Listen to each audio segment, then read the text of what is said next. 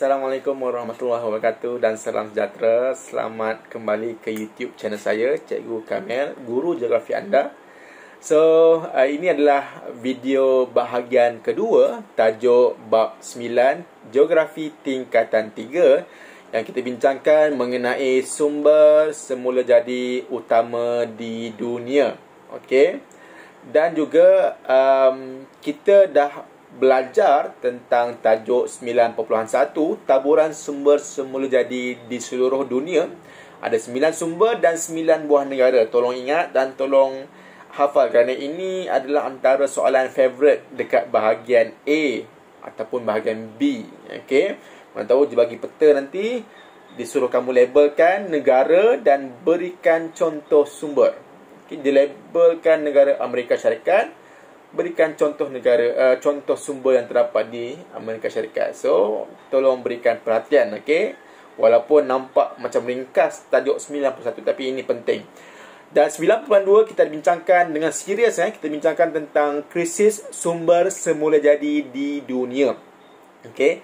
Ada 4 krisis pada aspek ekonomi, politik, masyarakat dan juga alam sekitar. So, kita dah bincangkan macam mana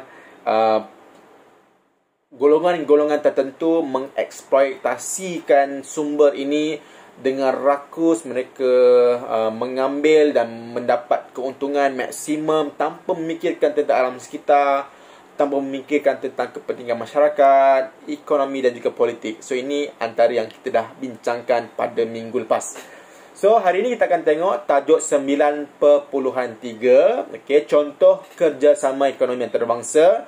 Dan yang seterusnya, yang keempat, 9.4 adalah kepentingan kerjasama ekonomi antarabangsa. Untuk tajuk 9.3 ini, okey, anda perlu faham ada beberapa singkatan, okey, singkatan perkataan yang anda perlu faham dan juga anda perlu ingat. Dan ada beberapa singkatan perkataan ni adalah daripada bahasa Inggeris. Okey, so saya akan beritahu, saya akan jelaskan dengan lebih lanjut sebentar lagi. Alright, so seperti biasa buku teks mesti ada dengan anda sekarang. Okey, alright, kita pergi yang pertama. Contoh kerjasama ekonomi antarabangsa. Okey, ada 6 kerjasama ekonomi antarabangsa yang melibatkan negara Malaysia secara khususnya dan masyarakat negara-negara di seluruh dunia secara amnya. Okey, kerana apa? Ekonomi ini kita tak boleh stand alone.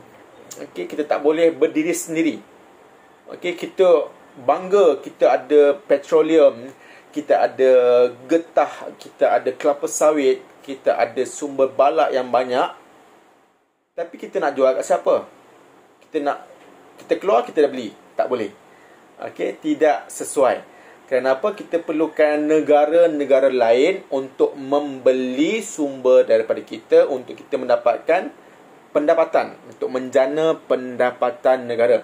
Disebabkan oleh itu, kita perlukan kerjasama ekonomi antarabangsa antara Malaysia dan negara-negara di Asia, Malaysia dengan Singapura, dengan Thailand, negara-negara di Asia Pasifik, negara-negara di seluruh dunia, di seluruh dunia melalui World Trade Organization dan juga negara-negara di Eropah contohnya. Okey, so kita akan tengok yang pertama, contoh kerjasama ekonomi antarabangsa yang pertama adalah ASEAN. Okey, yang ini yang kita biasa nampak dan kita biasa tengok dan juga yang selalu muncul di kaca-kaca TV ataupun laman media sosial, di mana ASEAN ini adalah pertubuhan negara-negara Asia Tenggara atau Association of Southeast Asian Nations. Okey, melibatkan 10 buah negara-negara Asia Tenggara termasuk Malaysia. Okey, so kita ada satu organisasi yang menjaga kepentingan ekonomi negara-negara di Asia Tenggara. Okey, organisasi ini juga yang akan memastikan negara-negara di Asia Tenggara ini dapat melakukan proses jual beli perniagaan ini dengan betul. Okey. So ASEAN ini dia berperanan untuk menjaga kebajikan negara-negara di seluruh Asia Tenggara ini dari aspek ekonomi. Okey. So ada, seperti kita tahu di Asia Tenggara ini ada banyak negara yang kaya dengan sumber-sumber semula jadi.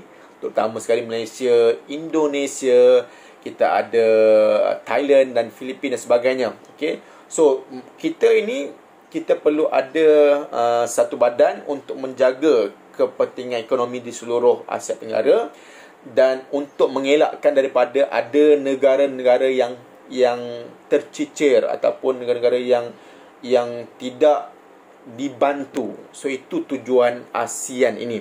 Okey.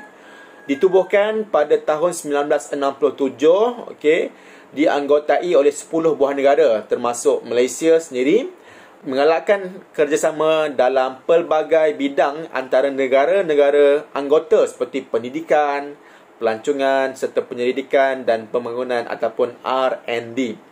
So ASEAN ni dia bukan hanya ekonomi saja, tapi dia juga menjaga aspek pendidikan supaya anak-anak muda di seluruh Asia Tenggara ini diberi pendidikan yang sewajarnya, menjaga juga pelancongan dan juga R&D. ASEAN juga berperanan untuk membantu untuk menjadi orang tengah untuk menghubungkan antara negara-negara di Asia Tenggara ini.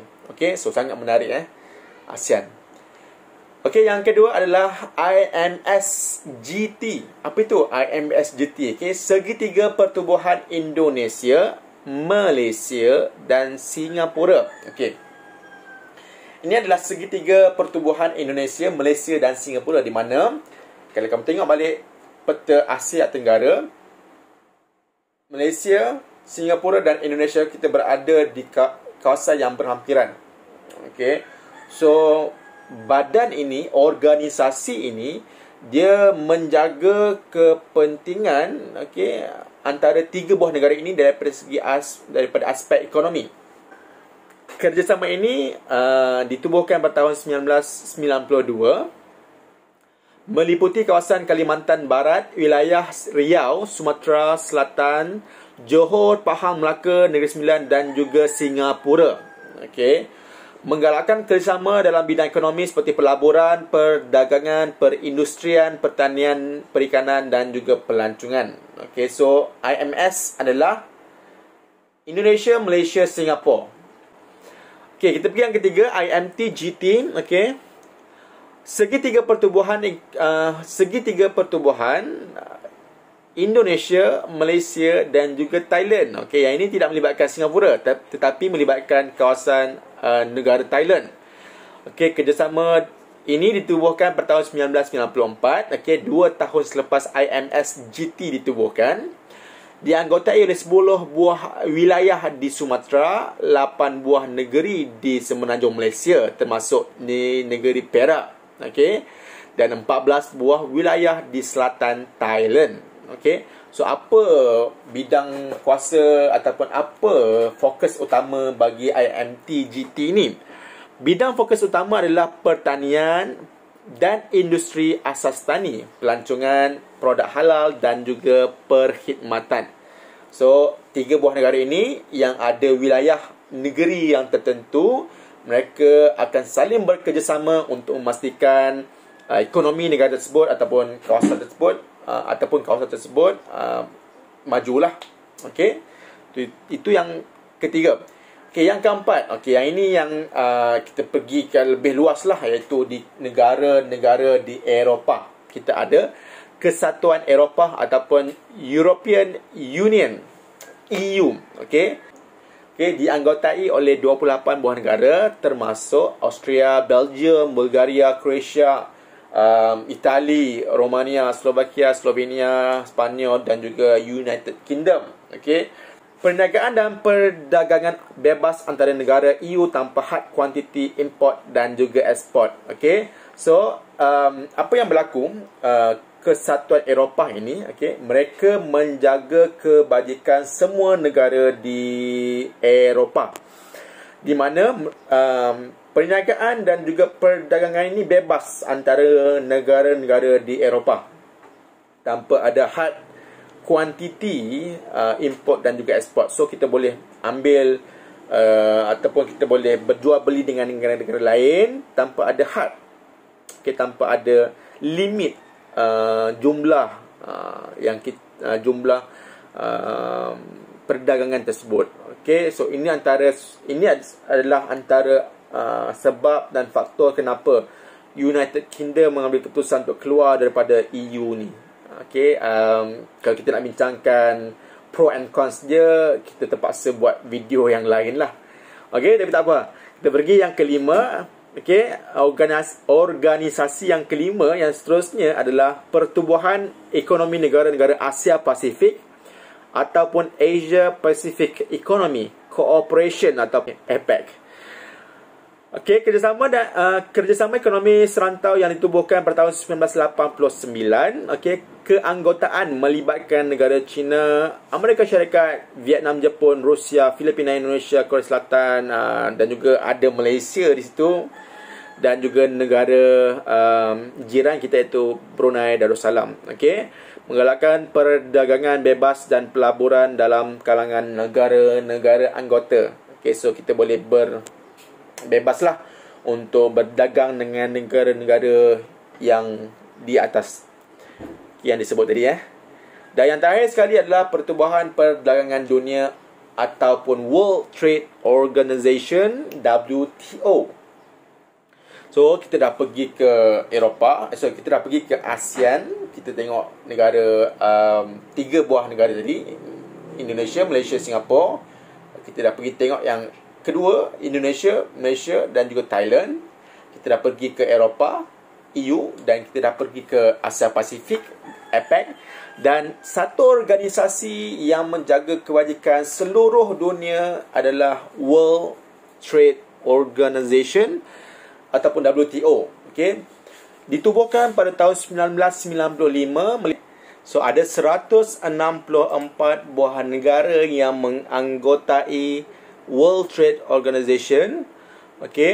Dan fungsi WTO ini adalah untuk mengendalikan sistem perdagangan global, berfungsi sebagai forum untuk rundingan perjanjian perdagangan, menyelesaikan pertikaian perdagangan antara anggota dan menyokong keperluan negara-negara sedang membangun.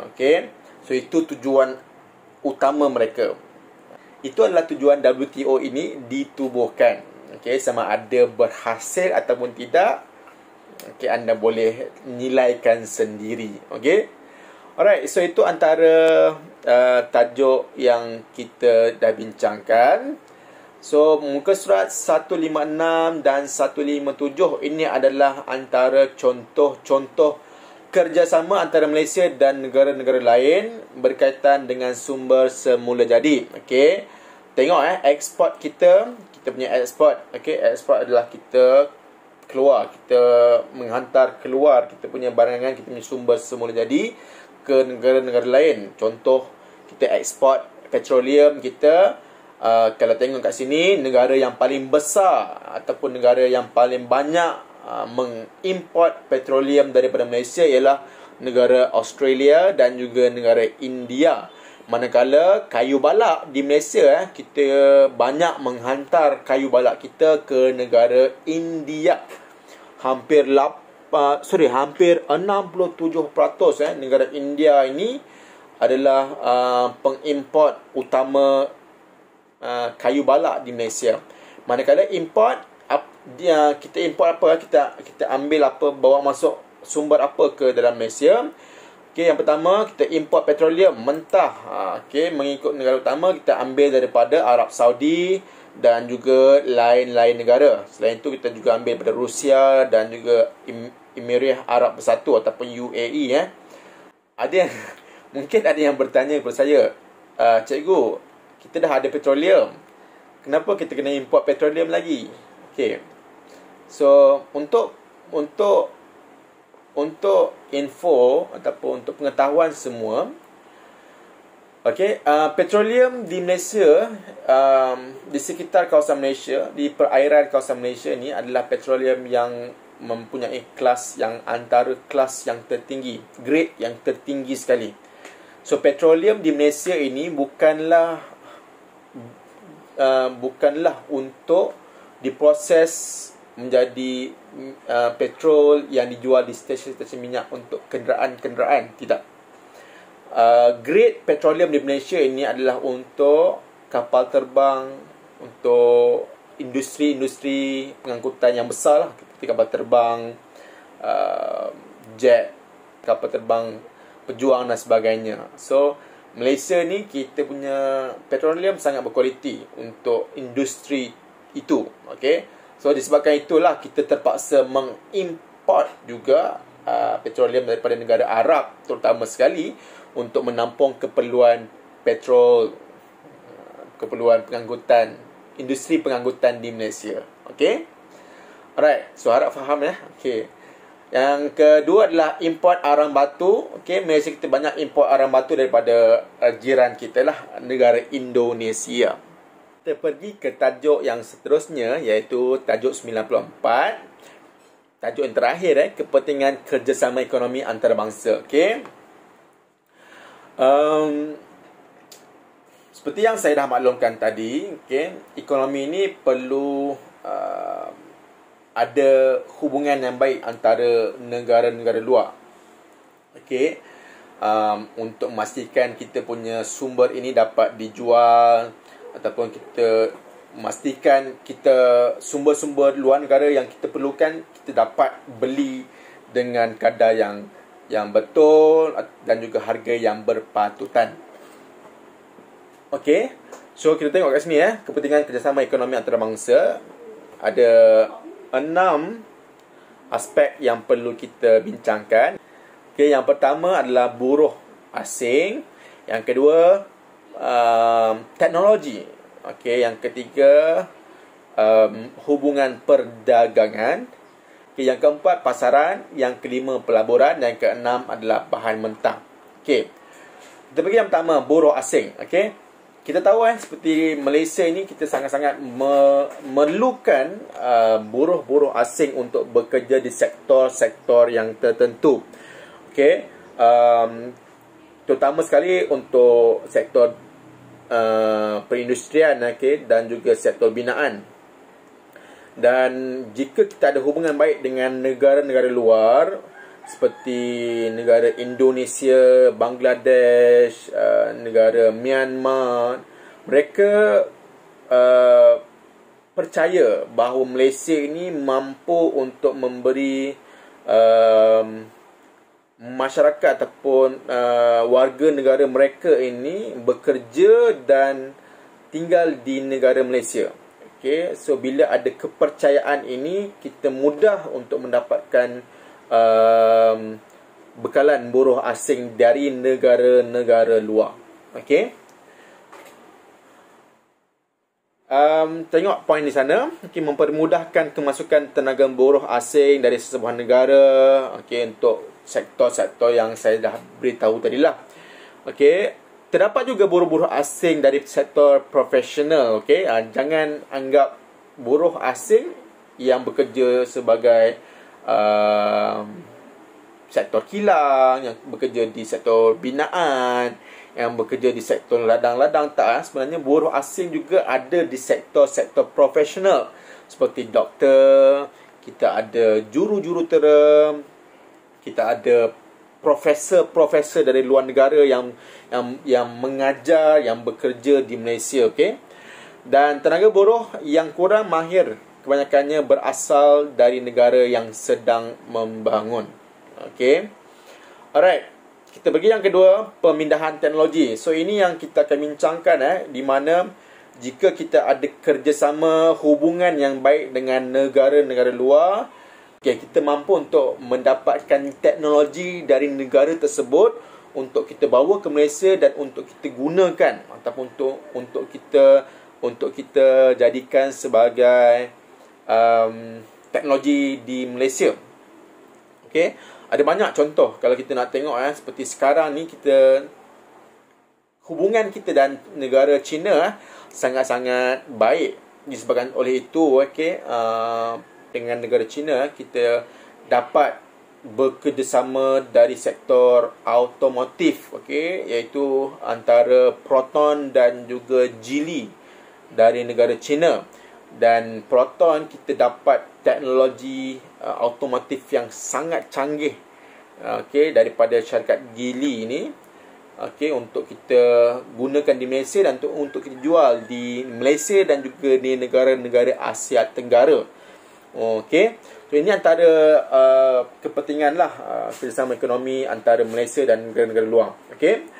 Menggalakkan pemindahan teknologi terutamanya antara negara maju dengan negara membangun melalui beberapa cara, iaitu yang pembelian terus barangan modal lah. Kita beli terus daripada negara China ataupun kita beli terus daripada negara-negara luar. Beli model tersebut. Ada juga pembelian equity. Pembelian equity maksudnya pembelian saham. Kita beli saham di negara tersebut. Nampak ada satu syarikat ni sangat-sangat bagus. So Malaysia ni kita ambil, kita beli saham di sana. Dan bila kita beli saham, maksudnya kita mempunyai hak milik terhadap teknologi tersebut dan kita bawa balik Malaysia untuk kita gunakan. Itu antaranya. Yang ketiga adalah perjanjian perlesenan. Syarikat tempatan menjadi pengedar produk keluaran syarikat asing. So kita gunakan hak penjualan untuk menjual produk-produk tertentu di negara kita. Yang keempat, peraturan paten ataupun hak cipta dagang.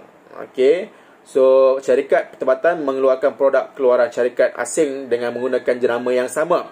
Yang ini banyak berlaku di Malaysia dan juga negara-negara luar. Kita gunakan paten ataupun gunakan nama produk syarikat luar negara, tapi kita pasarkan di Malaysia. Ada contoh tak dari dalam kepala? Apa antara contohnya? Banyak sangat. Terutamanya di industri makanan. Kita ada McDonald. McDonald bukan Malaysia punya, tapi luar negara punya. Disebabkan kita ada kerjasama yang baik dengan negara tersebut, kita membeli ataupun kita menggunakan paten. Kita dapat menjual produk tersebut di dalam negara lah. Banyaklah sekali sebut industri makanan segera ni kebanyakannya adalah daripada luar negara. Kalau dalam negara kita ada beberapa sahaja, tapi perlu bersaing dengan luar negara. Selain itu elektronik juga, syarikat-syarikat elektronik luar negara juga dijual di Malaysia. Yang seterusnya yang terakhir sekali adalah aliran sumber manusia. Pekerja atau pakar asing dibawa masuk ke dalam negara dan memberikan latihan sambil bekerja untuk pekerja tempatan. So kita ada contoh macam di negara Jepun, kita bekerjasama baik dengan negara Jepun. Kita ambil pakar-pakar daripada negara Jepun ni untuk datang ke Malaysia untuk mengajar pekerja-pekerja tempatan kita untuk sektor-sektor yang tertentu. So itu adalah antara sebab kenapa kita perlu ada kerjasama ekonomi antarabangsa. Yang ketiga, hubungan perdagangan. Kita membuka peluang antara negara untuk menjalinkan hubungan perdagangan serta mendapat keistimewaan seperti pengecualian cukai, pengurangan tarif kota dan juga embargo. Apa itu tarif kota? Apa itu embargo? Tengok di bahagian glosari. Kota adalah kuantiti barang yang dibenarkan untuk dibuat, dijual dan lain-lain. Contoh, kalau kita ada hubungan yang baik dengan negara-negara luar negara, kalau kita nakkan satu produk dijual di Malaysia, mungkin negara tersebut hubungan baik dengan Malaysia, mereka bersetuju untuk menjual atau membekalkan lebih banyak produk tersebut ke Malaysia berbanding dengan negara-negara lain. Disebabkan oleh hubungan yang sangat baik ini. So Malaysia kita bertuah lah kalau kita dapat lebih banyak produk tersebut berbanding dengan negara-negara luar. Yang kedua adalah embargo. Embargo ni adalah larangan mengeksport dagangan ke sesebuah negara. So, bila Malaysia mempunyai hak yang istimewa atau jika Malaysia mempunyai hubungan yang baik dengan negara-negara luar, kita tidak akan mendapat apa-apa larangan untuk mengeksport kita punya produk, kita punya sumber kepada negara-negara luar. Tetapi jika kita mempunyai hubungan yang tidak baik, kita mungkin akan dikenakan larangan. Tak boleh nak jual, tak boleh nak ekspor ke negara-negara luar. So, akan menyebabkan negara kita mengalami kerugian dan juga kemerosotan pendapatan lah. Okay. Alright. Kita pergi yang seterusnya adalah pasaran. Okay. Membolehkan negara-negara yang bekerjasama untuk meluaskan pasaran mengeksport barangan keluar negara masing-masing. Okay. So, kita ada market pasaran yang lebih besar. Okay. Kita punya produk bukan hanya kita boleh jual di Malaysia saja, tapi disebabkan oleh hubungan yang baik dengan Indonesia, hubungan yang baik dengan Singapura, hubungan yang baik dengan Brunei Darussalam, kita boleh menjual di negara-negara tersebut. Okey, itu yang bagusnya. Brazil mengeksport kayu balak ke beberapa benua negara seperti India, China, Vietnam dan juga Singapura. Rusia mengeksport arang batu ke negara-negara seperti Korea Selatan, Jepun, China dan juga Turki. Okey, so pasarannya semakin besar lah. Kalau hubungan yang tidak baik dengan negara tersebut, market kita kecil, so untung kita sikit lah. Okey. Dan yang kelima adalah pelaburan. Menggalakkan pelaburan dalam negara untuk dijadikan modal bagi memulakan sesuatu kegiatan ekonomi. Terdapat dua jenis pelaburan, iaitu pelaburan equity dan pelaburan langsung asing atau foreign direct investment. Okay. FDI ini melibatkan pembukaan operasi syarikat asing seperti syarikat kereta, telekomunikasi serta barangan elektrik dan elektronik di Malaysia. So, bila kita ada hubungan baik dengan negara-negara luar, terutama sekali negara-negara yang sangat maju dari aspek teknologi ini, kita boleh membekalkan sumber buruh, tempat dan juga sumber semula jadi untuk mereka datang ke Malaysia dan membuka kilang mereka, dan mereka boleh mengedar produk mereka di kawasan di negara-negara sekitar di Malaysia. Okey. Sebagai contoh, syarikat-syarikat luar negara yang melabur di Malaysia, yang membuka kilang-kilang di Malaysia adalah seperti Honda. Okey, kita ada kilang Honda, kita ada Sony, kita ada Intel, kita ada syarikat seperti Shell. Okey, yang datang ke Malaysia untuk melabur dan juga untuk mendirikan kilang-kilang mereka lah. Okey. Dan yang terakhir sekali adalah bahan mentah. Okey, membolehkan sebuah negara memperoleh bekalan bahan mentah dari rakan dagang untuk kegunaan domestik dan industri melalui import. China mengimport petroleum mentah dari beberapa buah negara seperti Arab Saudi, Oman, Iraq dan juga Rusia. Mexico dan Kanada merupakan negara utama yang mengimport gas asli daripada Amerika Syarikat.